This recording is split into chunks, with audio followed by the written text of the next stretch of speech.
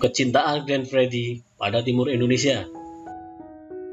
Dikutip dari hotdetik.com, Glenn Fredly meninggal dunia pada Rabu 8 April 2020 di salah satu rumah sakit di kawasan Cilandak, Jakarta Selatan pada pukul 18.45 WIB.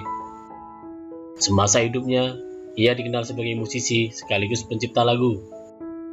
Akan tetapi, lebih dari itu, rupanya wilayah Indonesia bagian timur memiliki tempat tersendiri di hati Glenn Fredly. Selain karena Glenn memiliki darah Maluku, dirinya juga seakan ingin menunjukkan bahwa Indonesia tidak melulu Jakarta, tidak melulu Jawa.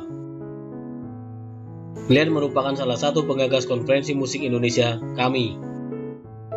KAMI yang terselenggara atas kerjasama Yayasan Rumah Peta dengan Koalisi Seni digelar pertama kali di Ambon pada Maret 2018. Karena itu, akhirnya menggiring adanya konferensi musik pertama yang di Ambon, yang dibicarakannya komprehensif. Yang pertama kebijakan, privat, dan pelakunya. Bahan evaluasi dari konferensi itu bisa menjadi referensi bagi musik industri dan bisa mensupport yang non-industri. Dan yang non-industri itu banyak sekali, ada yang tradisi dan banyak lagi. Jelas Glenn Fredly dalam sebuah wawancara. Pria kelahiran 30 September 1975 itu juga kerap menunjukkan ketertarikannya pada isu mengenai Indonesia Timur dan HAM ketika tampil. Di panggung musik, Glenn Fredly kerap menyuarakan berbagai isu sosial. Pada Soundrenalin dan Synchronize Fest 2019, pelantun kasih putih itu menyuarakan keberpihakannya terhadap persoalan di Papua. Izinkan saya di tengah keriaan ini, izinkan saya menyanyikan lagu untuk tanah Papua, ungkap Glenn ketika tampil di panggung Synchronize Fest pada Oktober 2019. Jangan pernah percaya pada propaganda yang mengatakan kalau orang-orang Papua itu jahat. Itu tidak benar sama sekali. Orang-orang yang punya kepentingan politik untuk memecah belah itu yang jahat, tegasnya lagi. Glenn Fredly kemudian membawakan Tanah Perjanjian dan Yamko Rambe Yamko setelahnya. Tulisannya mengenai pembebasan tahanan politik juga sempat dimuat oleh salah satu media massa yang berbasis di Jakarta.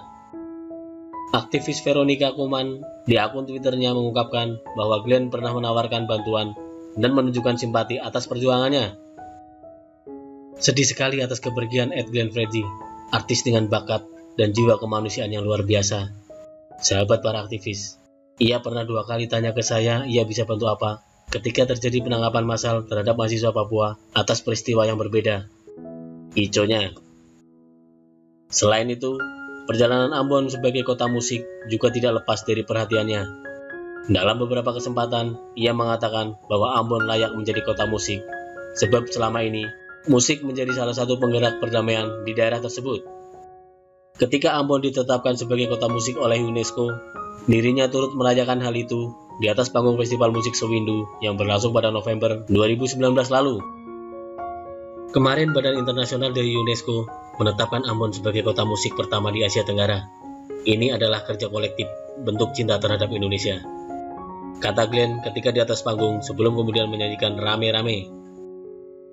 Bahkan sebelum meninggal dunia, Glenn Fredly sempat merencanakan untuk berkeliling Indonesia Timur untuk menggelar tur.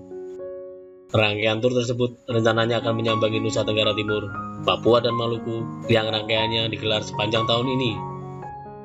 Sebelumnya, di awal tahun kami akan mendatangi Surabaya.